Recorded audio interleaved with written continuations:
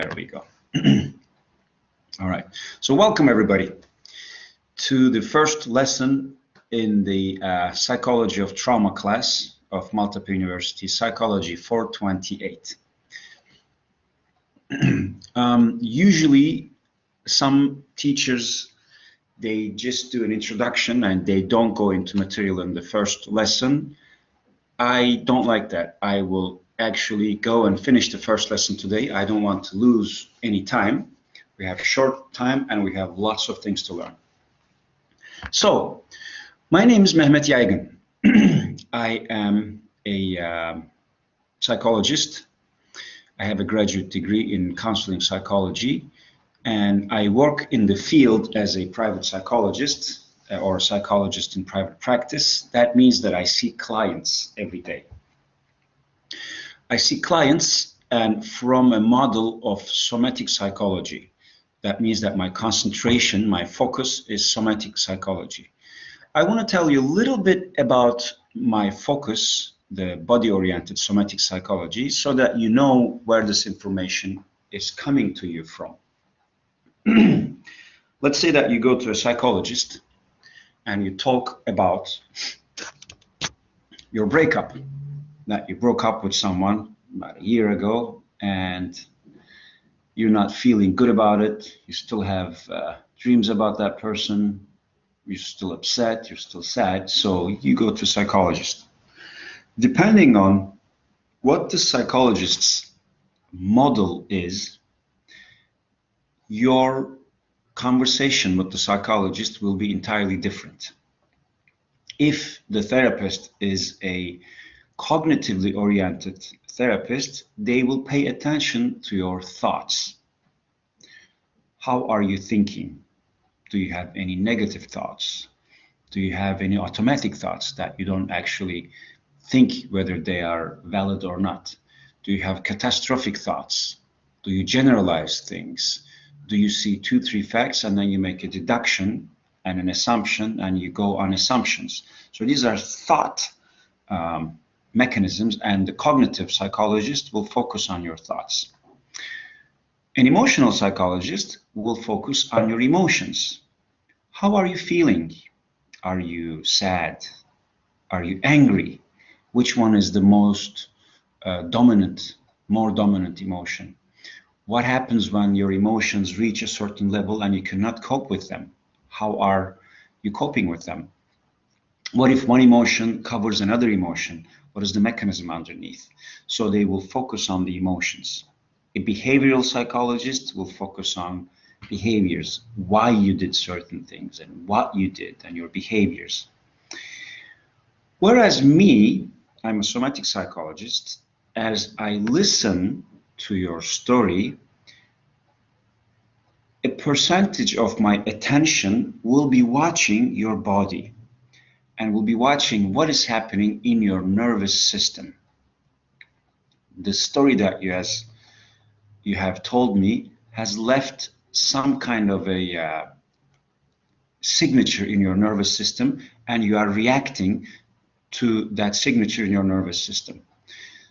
Maybe you've had a trauma before, and at the present moment, even as you're talking about it, your body is reacting to it. So I listen to the story, but I also pay attention to the story of the body. So this is what a somatic psychologist does. We watch a person's nervous system. I will go into great detail what the nervous system is, why it is there, and how it functions, and so on in the future classes. So far, this is a class about trauma. We will be talking about how trauma is formed and how we recognize trauma. This term is quite a common term these days. You know, oh, look, Ahmet has trauma. Oh, Ece is getting traumatized. Pay attention, don't get traumatized yourself. People use this word not very knowingly, but it's being used very commonly. So at the end of the class, I will expect you to understand in depth what trauma means, how it forms, how it gets maintained in the body, and how it impacts people's lives. As far as content, we will have 4 lessons that I will be telling you, And then we will start reading the book by Peter Levine, the book Waking the Tiger. So the lessons that I will be teaching are, today's lesson is the Triune brain. Next week, autonomous nervous system. The third week, how trauma is formed. Fourth week, how do we see trauma? And then we will start reading a very, very important book that I would actually like you to consider this one of the basic primary books that you have to be very familiar with as psychologists. This book has to be right next to you when you go to bed. You have to be very interested in this book. This is a very important book on trauma, written by Peter Levine. He's the founder of somatic experiencing, and he's a very important person who has been able to study animals and humans and how we all react to stress, animals and humans. And he has decided to teach us that we have much in common with animals, and then we can learn a lot from them. So this is the book that we will be reading from the 5th week on, all the way till the end of the course. We will hopefully finish the book. As far as grading goes, after I give you the 4 lectures, we will have a quiz in the 5th week. That quiz will consist of 40% of your grade. And then we will start reading the book. After a few weeks, maybe about 3 or 4 weeks, we will have a midterm. That will be the 30% of your final grade. And then we will have a final exam that will be also 30% of your grade, right? All 3 exams add up to 100%. So this is how I will be grading you for this class. Before I jump into the material, any questions? Anything you'd like to say, anything you'd like to share?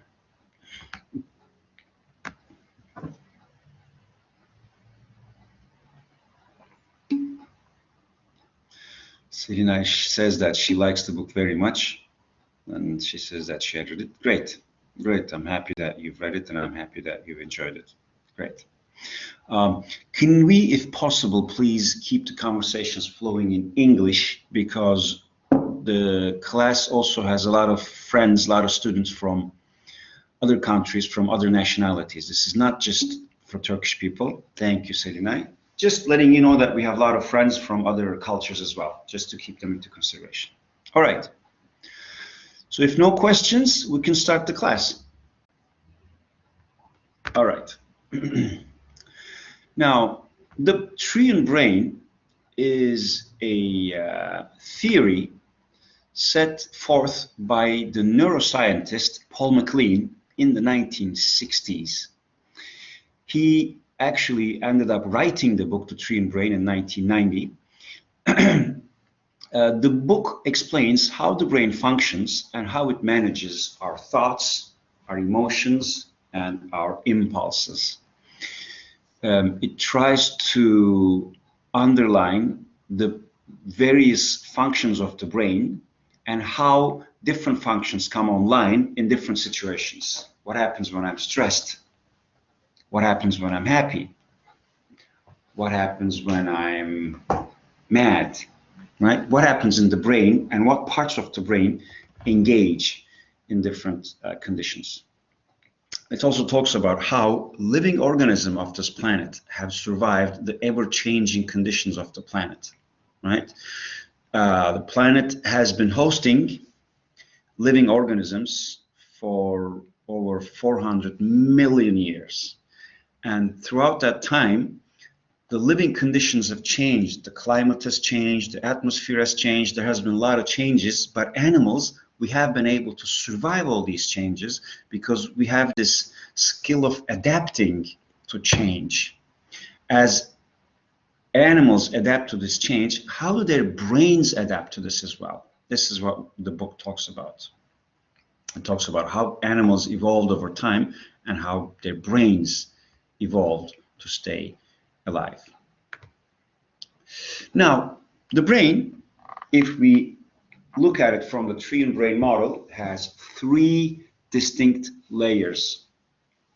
At the bottom of the skull, at the very bottom, at the very low part, right around the place when your spine ends, there is your reptilian brain.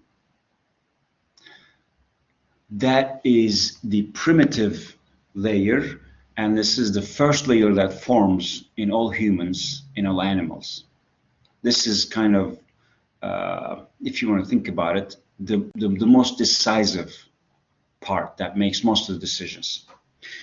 On top of the reptilian brain sits the limbic brain, the limbic system. That part is the part that is responsible of emotions. It gets the signals from the bottom part of the brain, it interprets them as emotions, and it does its work with it. On the top sits the prefrontal cortex. We will call this the neocortex.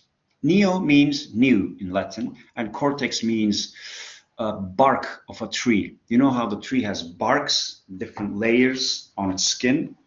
So cortex means bark. So the new cortex, the new bark, the new layer on the brain, the newest member of the brain, very capable of executing complex, sophisticated procedures, but kind of an amateur. Doesn't really know what to do on its own and always needs some help. But when he's supported, he can send rockets to other planets. He can write codes that helps people achieve unimaginable things. He can take pictures of what he eats and what he wears and posts on Instagram and begs for love. That's also the prefrontal cortex. Now, let's start talking about the reptilian brain. This is the part of the brain that all the reptiles have. Reptiles meaning crocodiles, lizards, geckos, snakes, frogs. So this is the primitive animals working part. Back then, millions of years ago, hundreds of millions of years ago, the living conditions of the planet were very harsh. The parts of the planet that looked at the sun was scorching hot. The other side of the planet that was facing away from the sun was freezing cold. There were, Ege Jambulat says frogs aren't included. Okay, Ege. Can you hold this thought for just a little bit? When I give a little break, we'll talk about that. All right. So yeah, the living conditions were very, very harsh, and there were meteorites, there were volcanoes, there were swamps, erosions. So the body that needed to live in these conditions needed to be very strong and very simple. Not much sophistication, just the basics. The goal of the animals that lived in this era was to stay alive. The sole purpose of their existence was not to die. Don't die. Now, the reptilian brain is responsible of keeping the body alive. It has a very simple design. Actually, the animals in that era had a very simple designs. They were consistent and self-sufficient systems. Their external layers, their skins, were covered with scales, just like the fish, because the scales can use the moisture on the outside, but also it keeps it locked in, so that there's economy in using the water inside the body, right? The animals with scales can live longer out in the sun. Their skins were hard, they were very resilient, it didn't slide, it kind of held to things, they didn't slide off of places.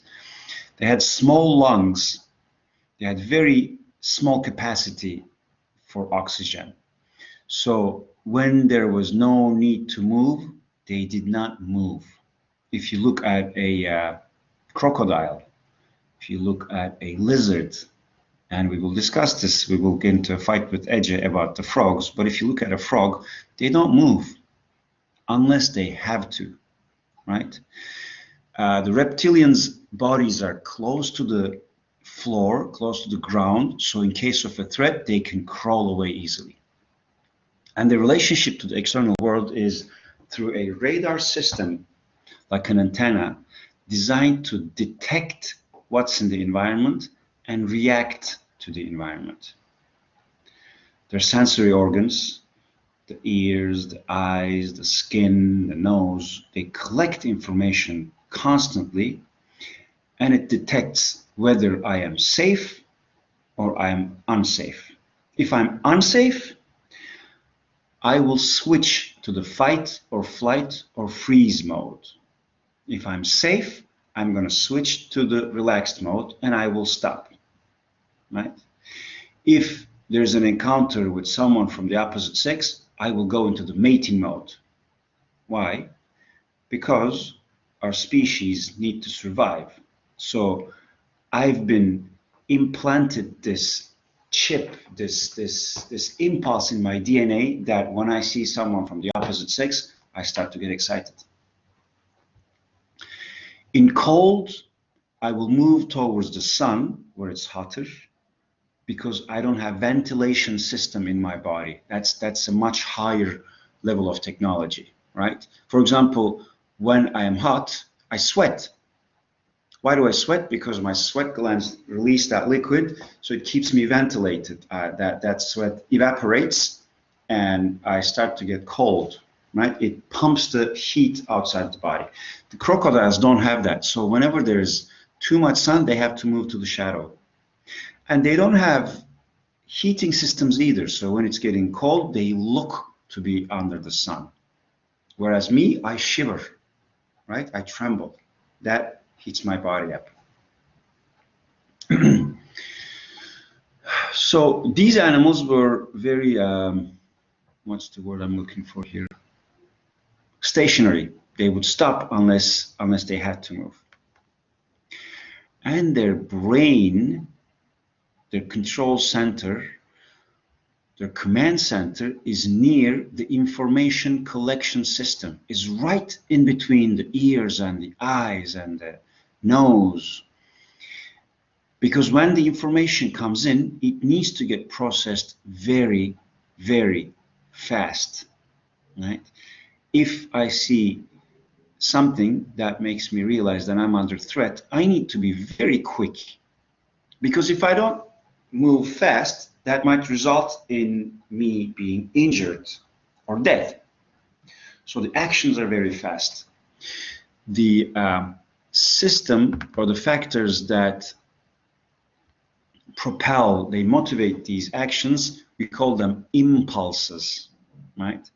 Impulses are actually electrical charges that do happen inside the brain.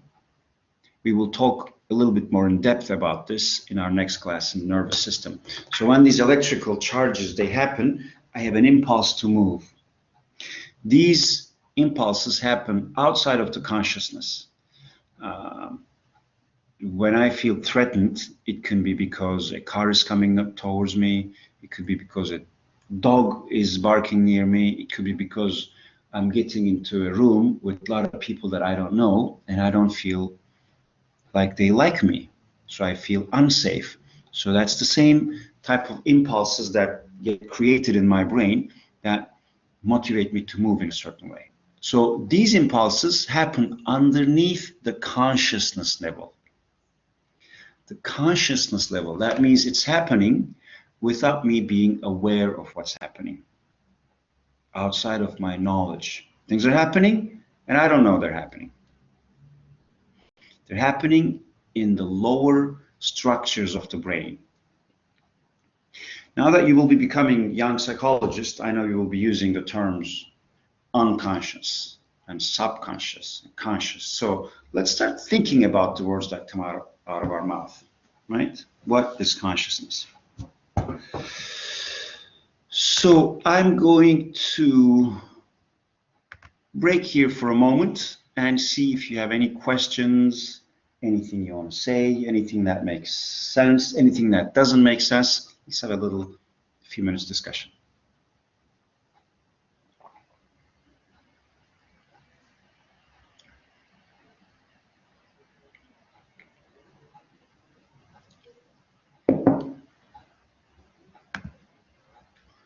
No questions? Is everything clear?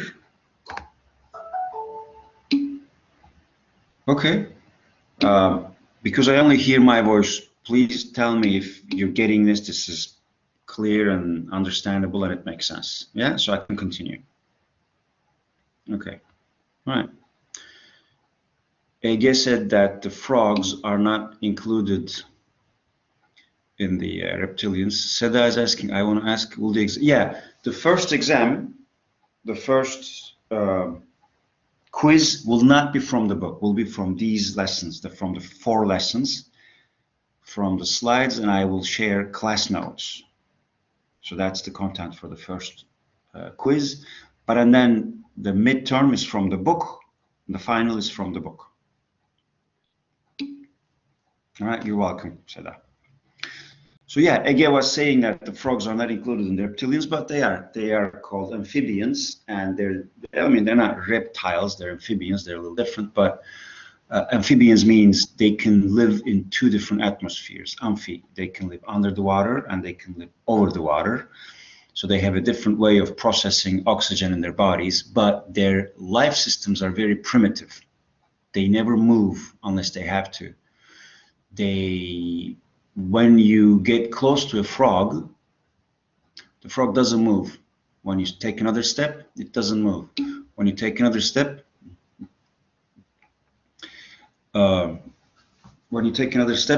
until you come to a certain limit that the frog considers as threatening, the frog will not move. When you come close enough, it will jump. It will not have a relationship with you. It doesn't have any higher functions. It's just looking for its life. There was a question. Yes, I will. The class is recorded and you will have the recording. By the way, please, when you write text messages like this, it catches my attention. It kind of bumps into the screen. So please wait when you have a question like this. I will break every 5-10 minutes and then you can ask the question, okay? All right. Okay, no problem, Özlem. It's all good. So the outline of the first layer.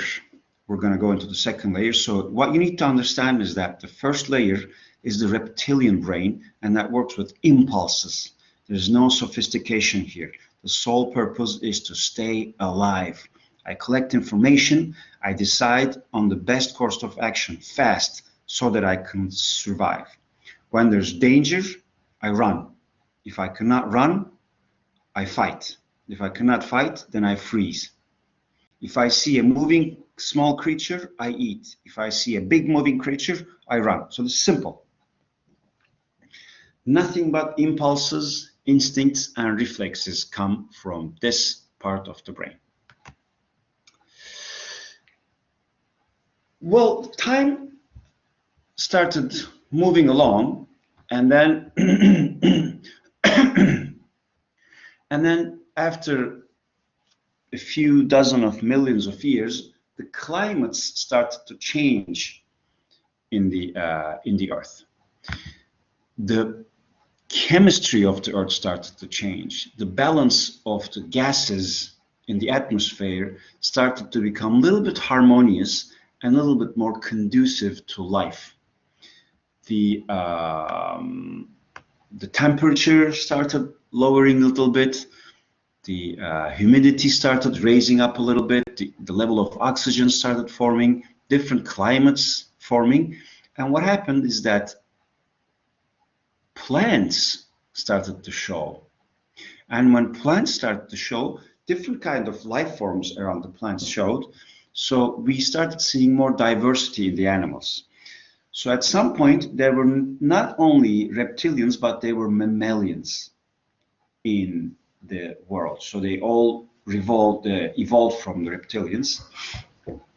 But mammalians, they're a little different than the reptilians. I'm talking about the dogs and the zebras and the lions and the jackals and the giraffes and the hippopotamus and all the mammalian animals. The difference between the mammalians and the reptilians is that mammalians live in packs. They relate to the other members of the pack. They bond to their babies. If a reptilian leaves its eggs and then the eggs break and the babies come out, the mother will not recognize the babies after a certain time. It might even eat them if it's hungry and if it doesn't recognize them. But the mammals are not like this. We don't leave eggs on the outside. The eggs break inside us and the babies come out semi-functional. So we form a bond with the baby, different than the reptilians. So mammalians have a bond forming, a relationship forming, relationship building capacity, different than the reptilians. And the mammalians express their emotions.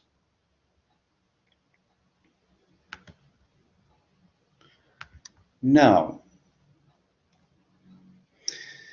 the second layer of the brain is all the limbic system, that is the emotions. This system receives impulses from the lower part of the brain and interprets it as emotions. And thanks to these emotions, we can bond with the tribe members.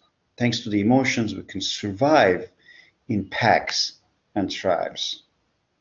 Now, what does that mean? Now, that means that emotions are a function of the mammals. What are emotions? Fear, sadness, shame, anger, disgust, love. If you have a dog, you can see all these emotions from that creature's face. When the dog has done something to upset you, he goes into shame behavior. He lowers his head down, he brings his eyebrows together, he puts his tail under his butt, he puts his in between his legs. So his body language tells you that he's begging for forgiveness. When the dog is happy, you can clearly see from a dog's face, from its tails, from its ears, from its eyes, from its body posture. When the dog is angry, you can sense that from its voice, from its face, from its tension, right? Reptiles don't have these emotions. When a reptile is under attack, it bites. The dog doesn't just bite, it growls. It makes a noise. It shows you that it has anger. Then it's up to me to decide what I do with this anger, right? If I want to push the limits or not. So all these emotions are to maintain the relationships in the packs. If I'm angry, I need to show you that I'm angry because maybe you've disrespected me. So if I can show you my anger, then you can regulate your behavior and then we can be in relationship. If I don't listen to my anger and express it or process it, then our relationship is going into not such an easy place, right? The same thing with sadness. If I did something that upset you, that will make me sad. That will make me feel guilt. Then I will try to come and repair that broken relationship, right? Fear, that keeps me alive, that keeps all of my pack alive. If someone is fear, everybody's interested in what's going on. That fear keeps not just one organism alive, but it keeps the whole tribe alive. So all these emotions are a function of the mammalian brain, and they help us stay in relationships, right? We protect the ones that are from our tribe. We protect the babies of our tribe. We bond to them. Now, next slide. So, thanks to this new layer, now animals can stand next to each other. You never see two reptiles hanging out with each other. They stick together because they need to be in that river, or they need to be in that geography because food is there. Other than that, they have no relationship. But with this new layer, now we can stand next to each other. In the reptilian world, moving animals meant either threat or food. In the mammalian world, moving animals mean another animal that I can create a relationship with. So first layer was intended for me to stay alive with fight, flight, freeze. Now mission accomplished. Now the second generation of animals in evolution, they can relate, they can belong, and they can affiliate. Right? Affiliation is a very, very important function of this layer. Now, the animals started relating to each other. The nature had to come up with a new language, and this language is emotions. Right? Before we move on to the last layer of the brain, any questions? Is this making sense?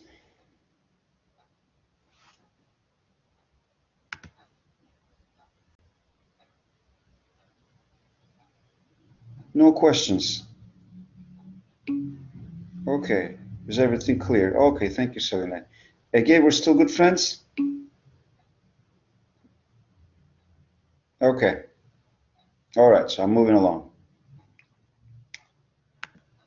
Next up is the oops, 1 second, sorry, I lost it for a second here. Oh, okay.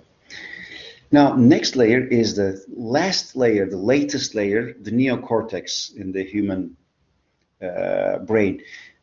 That's the latest edition, that's the latest technology, that's the most updated version of the brain. It's not found in animals very much, it's only in humans. I mean, they say that the chimpanzees have it, monkeys have it.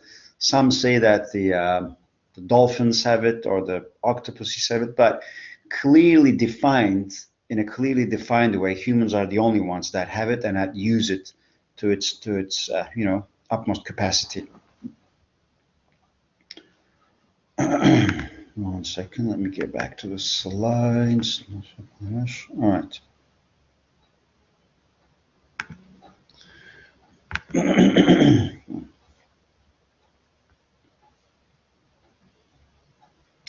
Now, neocortex is the part of the brain that sits on top of the other two parts. Here in this picture, you can see it in blue. It's actually kind of big.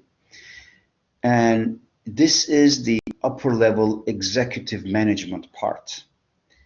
It is all about thinking functions.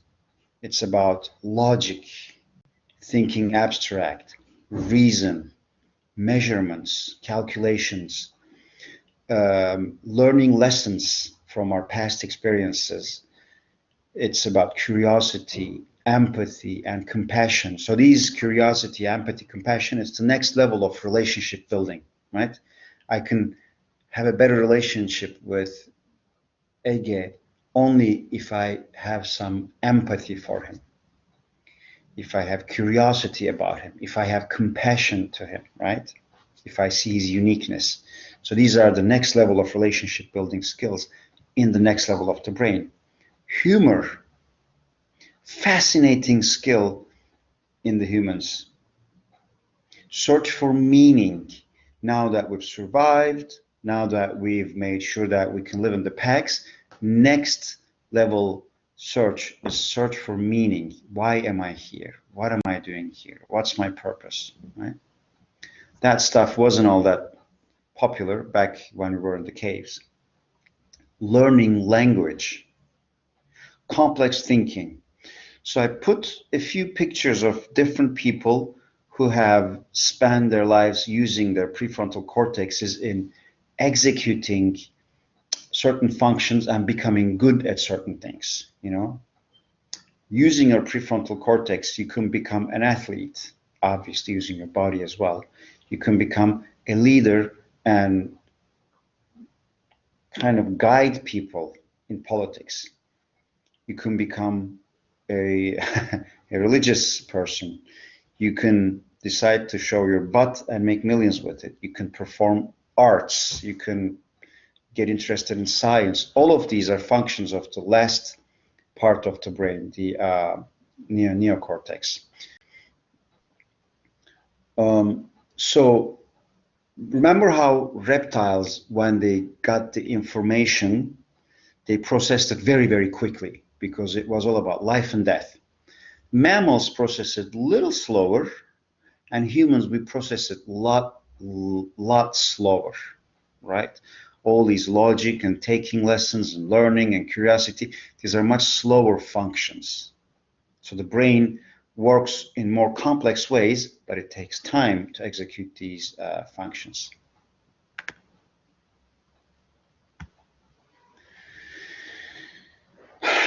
And the one last thing I want to say is that the neocortex can constantly change as we evolve. When I was 26 years old, you could take a picture of my neocortex, and it was very different than the picture of the neocortex when I was 36. And the one I have now at 46 is much different than the one that I had 10 years ago. Why? Because I built experiences on top of old experiences. I put in the new knowledge, new skills. So new pathways have opened inside my brains, and my brain functions in a more richer way than it did 10 years ago, right? You can learn new languages, you can learn new skills, new professions, new ways of relating to people. The way you learned how to relate to people doesn't have to be the same next year. You can evolve, you can make your brain grow in better ways. This is actually something that's very important to remember. So, the lizard brain, that's the autopilot, the fight, flight, freeze response. On top of that sits the mammal brain, the limbic system. It's all about the emotions. And then comes the human brain, the neocortex, the new layer. That's the language, abstract thinking, imagination, consciousness, being aware of things, right? Being conscious of things, reasoning, mathematics, rationalizing. So this is all the neocortex, the new layer of the brain. Now, how do the priorities work? How do the priorities work? The first level, reptiles, the crocodiles, my crocodile brain needs to feel that it is safe, that I am not threatened, that my life is not threatened, that I am not going to face any danger. Then I can relax. I need to know that my tank is full with food, that I'm not starving, that my body is not going towards dying. That's when I can feel safe. And also, obviously, there's a big drive for the for mating, for the members of the opposite sex, or sometimes from your own sex. But that drive is so strong that it clouds our thinking, it confuses our thinking brain as much as staying alive does. So that's the job of the first part of the brain. Now, only and only if this brain is relaxed and is safe, then the second layer of the brain can start to function. Now, the second layer of the brain wants to make sure that other members of the pack are okay as well. The second part of the brain wants to make sure that we are in good relationship and there's love and there's loyalty and, you know, there is a continuity in the relationship. And the second layer of the brain provokes us to express our emotions, to process our emotions. Now, if the second layer of the brain is safe and is well functioning, only then the third layer of the brain can function. Now, if I have a problem in the first level of needs, if I have a problem in the second level of needs, forget about it. The third layer will not work. If you feel unsafe, your brain will not think complex thoughts. You will not think intelligent thoughts. You will stay very basic. If you're deprived of friends, if you feel like you don't belong, if you feel like people don't accept you, don't love you, forget about it. You cannot use the complex thinking brain. That will get stuck. Imagine that you have 100% energy in your brain. If the first layer or the second layer is not functioning well, most of the energy will be stuck there. There won't be any energy left for the third part. Whereas if the third part functions well, I mean, that means that you're safe, that means that you have a tribe, then you can get curious about what's going on around you.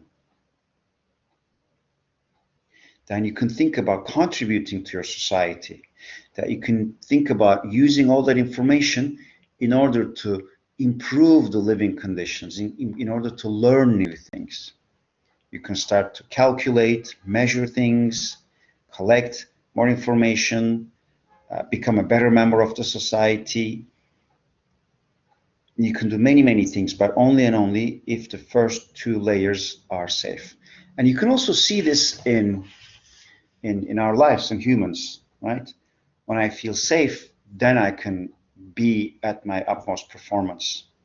If I feel like I'm loved, I'm expected, I'm respected, I'm accepted, then I can perform at my highest.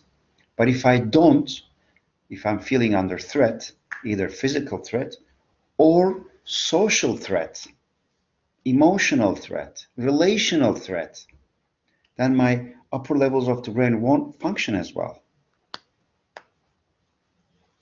I can't come and talk in front of the people if I think that people don't like me, right?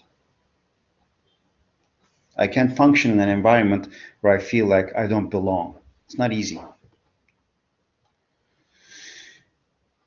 I will take another little break. Any questions up until this point? Anything you'd like to share? Is this making sense?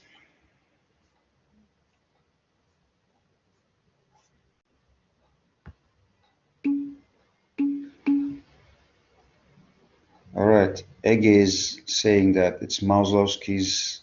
Yeah, it's Maslow's hierarchy of needs. Yes, unless you have certain basic needs, then your being, your mechanism, your metabolism cannot go to the second layer, right?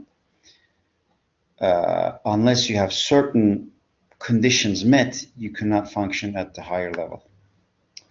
So there's a question saying, there are many artists and scientists that use their third level of the brain, but later we know most of them they had childhood trauma and they were not feeling love or belong to the society. So in this case, the second part of the brain is not working. How were they able to jump to use the third part of the brain? Yeah, that is a very intelligent question. So let's say that there's an artist who've been traumatized, that the first level of the brain is feeling threat most of the time.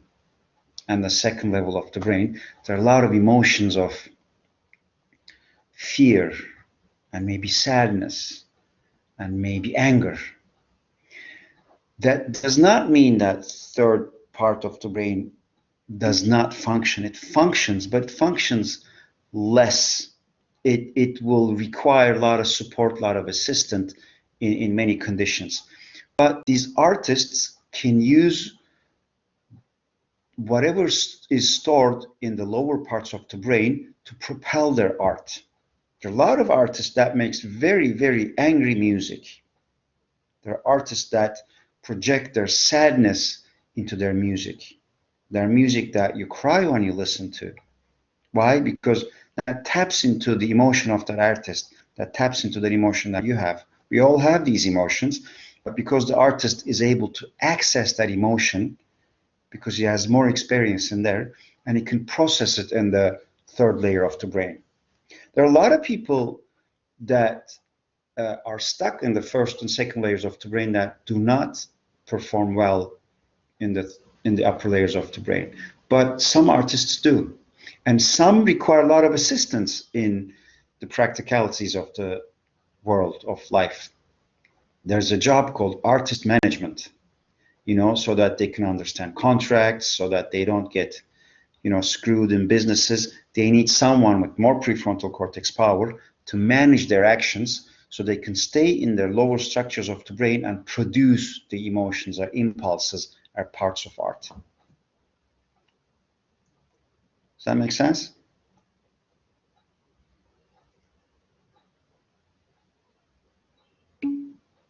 All right.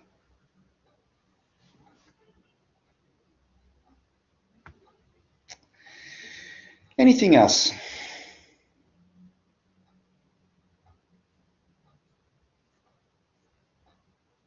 All right. So then this is my last slide. I will actually try to keep the lectures to 45 minutes because that's when the attention span starts to get challenged. After 45 minutes, we can stay around if you have any questions, if we want to chat, but this will be my last slide for today. So, we are creatures living on this planet, and the purpose of our bodies, the purpose of these systems are to stay alive and to stay safe.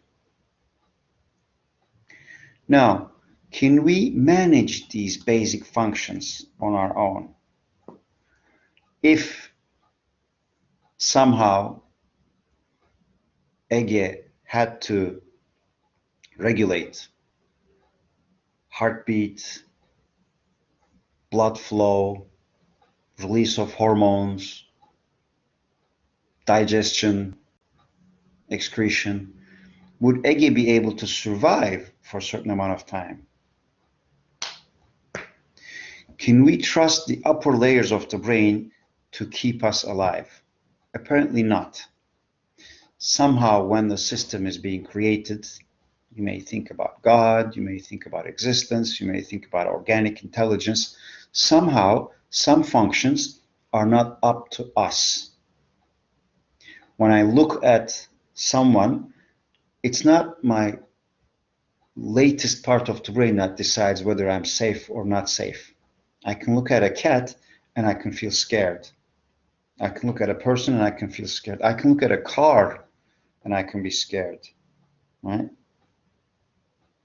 If I have been traumatized in a car accident, I will get into a car, and even if the car is speeding very slowly, I will start to feel scared.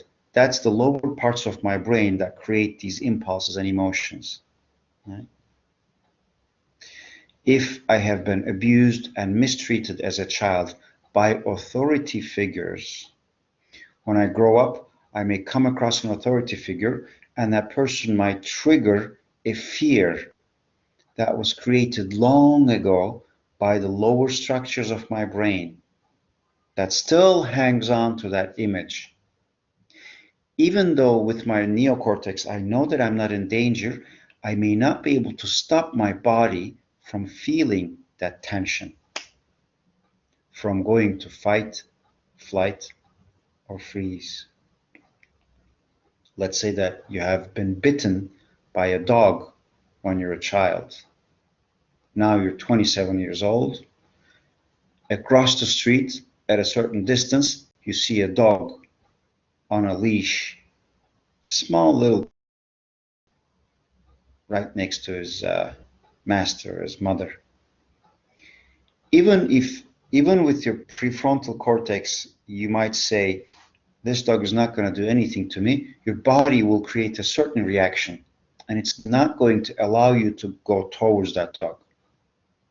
So these are parts of the brain that create a lot of the living thoughts and feelings that we experience day to day that we don't have control over. We have control over our thoughts, but not much of our impulses. Some, but not as much. And our thoughts are created by our emotions and our impulses. So the actual intelligence, my friends, is in the basement. Who manages that? Who manages what? What is the hierarchy here? Why do I feel a certain way in my relationships? Why do I feel a certain way next to Melek and a different way next to Selinay? What is in Melek or what is in Selinay that makes me feel safe or unsafe? What are my feelings when I'm unsafe? And what do I do with that information? Am I even aware that this is happening inside my brain?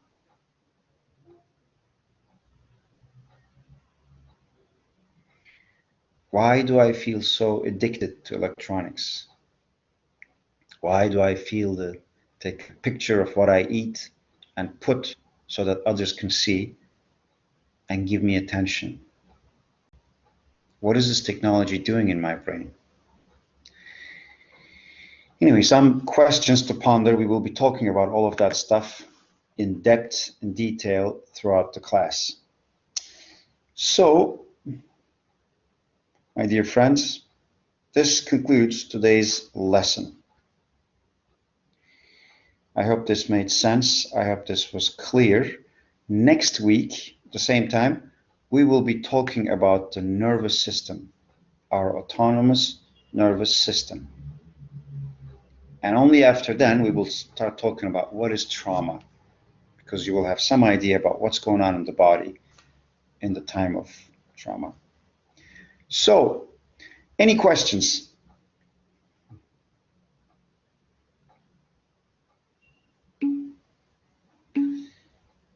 All right. You are welcome. Meltem, Ali, thank you. Özlem, Melissa, Ecem, İrem, Selinay, Alp. All right, you are welcome, guys. So I take it that there are no questions or anything you want to share. All right, Seda already says, see you, teacher. All right, Seda, see you. So I'm going to stop the recording. And all right, I'm going to hang out another minute to see if anybody wants to share or ask anything.